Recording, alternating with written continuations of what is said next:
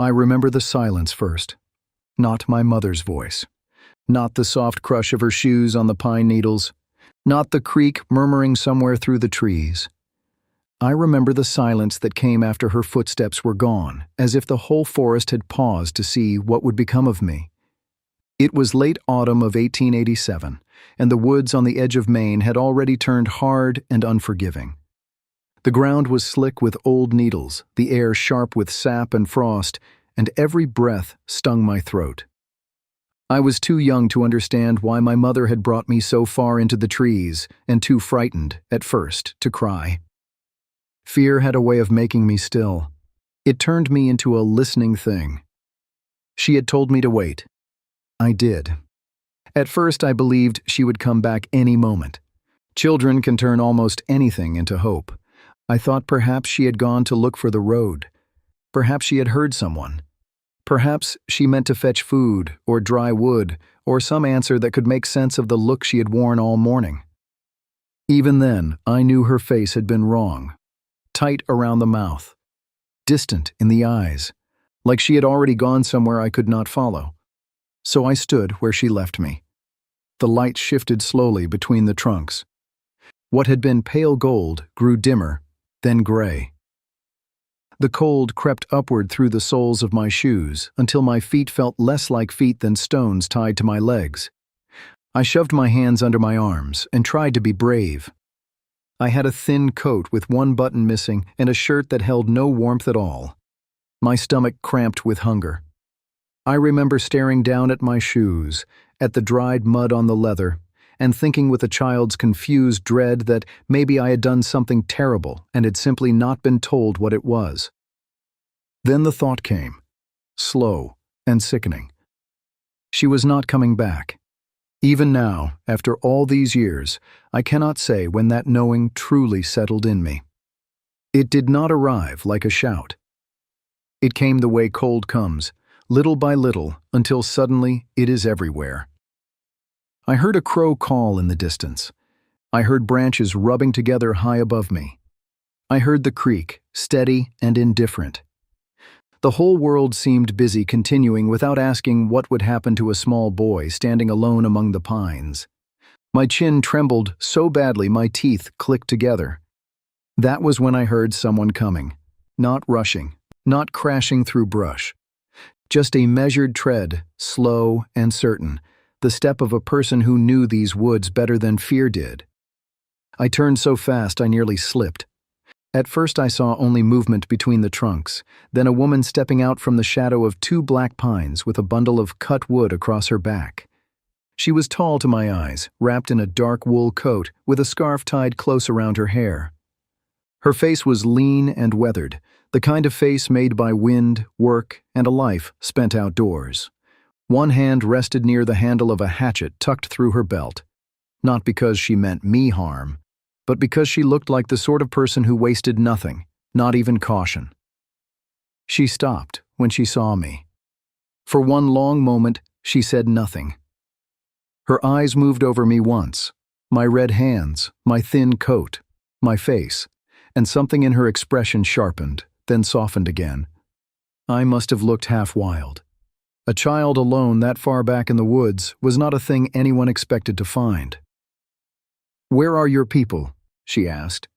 Her voice was low and plain, no fuss in it, no cooing gentleness, just a question set down solid between us. I opened my mouth, but nothing came out. My throat felt locked. I had been alone only a few hours, perhaps, yet words already seemed like things from another life. She took a step nearer. "You been out here long?" I tried to answer, but my face twisted before any sound did. Shame hit me harder than tears. I did not want to cry in front of her. I did not want to look weak or foolish or like something discarded. But I was cold and hungry and too young to hold myself together much longer. The tears came all at once, hot and blurring, and I turned my face away. She did not pretend not to see. Instead, she lowered the bundle of wood to the ground, untucked an old wool blanket from beneath the cord, and shook it loose with one practiced snap. Then she stepped close enough to wrap it around my shoulders. It smelled of cedar, smoke, and winter storage. I can still remember the weight of it settling over me. That weight nearly undid me worse than the cold had. "Can you walk?" she asked. I nodded. "Good," she said. "Then you'll walk with me." That was how I followed Ella May into the deep woods, though I did not yet know her name. I only knew that she moved with the surety of someone who belonged to the forest in a way I never had. She carried the wood in one arm and kept the other free as we went along a narrow path I could not have seen by myself. The pines thickened around us. The creek grew louder. Dusk gathered low and blue between the trunks. Twice I stumbled, and both times her hand came out, steadying me without a word. Then the cabin appeared. It stood in a small clearing beside a narrow stream, low-roofed and tight against the cold, as if it had grown out of the forest floor by stubbornness alone. Smoke rose from the chimney in a thin, straight line. Firewood was stacked beneath a lean-to. Bundles of herbs hung beneath the eaves. No wagon tracks led there. No sign suggested visitors ever came. To me, it looked like the safest place in the world. Ella May opened the door and let me step in ahead of her. Heat met me so suddenly it felt almost cruel. My face prickled.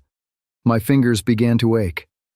The little cabin smelled of wood smoke, iron, dried herbs, and something warm from the stove that my empty stomach recognized before my mind did. I stopped just inside the threshold, afraid to touch anything, afraid I had already brought in too much of the cold with me. "Shut the door tight," she said. I did, using both hands because the wood felt heavy and the latch stiff. When it caught, the wind went away at once. The quiet inside was different from the quiet of the forest. Outside, silence had felt wide and lonely. Inside, it felt close and guarded, as if the room itself knew how to keep things out. The cabin was small, but every part of it had a purpose. A heavy iron stove stood near the center, throwing off a steady warmth. A black kettle simmered on top, clicking softly now and then. Shelves lined the wall behind a rough table, each crowded with jars of beans, berries, and preserves in careful rows. Bundles of sage, thyme, and something sharp I later learned was pennyroyal hung from the rafters to dry. Near the back wall stood a narrow bed with quilts folded square. Beside the door sat a pair of snowshoes, a splitting maul, and a basket of kindling so neatly stacked it might have been counted. I stared at all of it the way a stray dog might stare through a kitchen door. "Sit there," Ella May said, pointing to a straight-backed chair near the stove. I sat exactly where she told me. My knees were shaking now that I had stopped moving. She crossed the room, set down her wood, and fed 3 sticks into the stove with quick, practiced hands. Then she took my coat from my shoulders before I could shrink away and held it up with 2 fingers. "This won't do," she said. I looked down, ashamed of the torn cuff, the missing button, the thinness of it. "No," she added, softer this time. "I mean for weather." She hung it near the stove to dry, then lifted the kettle and poured hot water into a dented tin cup. From a small crock on the shelf, she pinched dried leaves into it. The smell rose fresh and green. She cooled it with a breath, then placed it in my hands. "Slow," she said. "You drink too fast, it'll turn your stomach." The cup burned my palms at first, then settled into them like a living thing. I sipped. Mint. Maybe spruce, too. The heat moved down into me so gently it made my eyes sting. Ella May cut a thick square of cornbread from a pan, then spooned beans beside it onto a plate chipped at the rim. She set it on the table and nodded for me to come closer. I went, though my legs felt uncertain. Eat slow, too. I tried. Truly. I tried. But the first bite was so warm and good that hunger took hold of me like a shove. I swallowed too fast, took another bite before the first was gone, and had to stop with my hand pressed hard against my middle. Ella May noticed, though she pretended not to. She turned away and busied herself with the fire until the pain passed. That small kindness nearly broke me more than if she had fussed. When I finished, she sat across from me and folded her hands on the table. Her face in the lamplight looked older than it had outside, not weak with age, but worn into strength. There were fine lines at the corners of her eyes and a pale scar near her chin. She studied me the way she might study weather or tracks in fresh mud. "What's your name?" "Tommy," I whispered. "Tommy Reed." She nodded once. "I'm Ella May." No other name, no explanation, just that. Plain and enough. I waited for the next question, the one I dreaded. It came, but not harshly. "Is somebody coming for you?" I looked down at the grain of the table. There was a dark knot in the wood shaped like an eye. I fixed on it because I could not fix on her face. The room was too warm now. Or maybe I had begun to shake from something deeper than cold. "She left me," I said. I barely heard my own voice. It seemed to belong to a smaller boy than I had been that morning. Ella May said nothing at first. The stove ticked. Wind brushed once against the wall. Somewhere outside, water ran over stone in the dark. Then she rose, took a thicker blanket from a chest, and set it around my shoulders with careful hands. "All right," she said. "Just those two, no." The next morning, I woke before dawn and did not know where I was. For one frightened instant, I saw only a low ceiling crossed by dark beams, a faint red glow from dying coals, and a window black as shut eyes. Then the smell of wood smoke reached me, and beneath it, the sharp scent of pine and dried herbs, and I remembered the woods, the cold, the woman, the cornbread, the blanket tucked up under my chin. I was in Ella May's cabin. I lay still on a narrow pallet she had made for me near the stove, wrapped in quilts heavier than anything I had ever slept under. Their weight held me down in the kindest way. Outside, I could hear the wind moving through the evergreens with a deep, steady hush, and beneath that, the stream running over stones. The sound did not frighten me now. In the dark of the day before, every forest noise had seemed to carry danger. Here, from inside walls that held, the same sounds seemed to prove that the world could go on without reaching in to snatch me. Then I heard Ella May moving. She was already awake, already dressed, already feeding the stove. The iron door opened and shut. A poker scraped softly. A kettle lid clicked. There was nothing hurried in the way she worked. It was the calm movement of a person who had done the same necessary things through so many mornings that each task had settled into her bones. "You're up," she said without turning. I pushed myself onto my elbows. "Yes, ma'am." She glanced over then. "No need for that. Ella May will do." I nodded, though I did not think I could bring myself to use her name aloud just yet. Gray light had begun to gather at the window, enough to show the room more clearly than I had seen it the night before. The cabin was smaller than it had seemed in my fear, but better ordered. Every object looked earned. Firewood was stacked by size beside the hearth. A row of jars shone dull gold and red on the shelves. Dried apples hung strung near the rafters.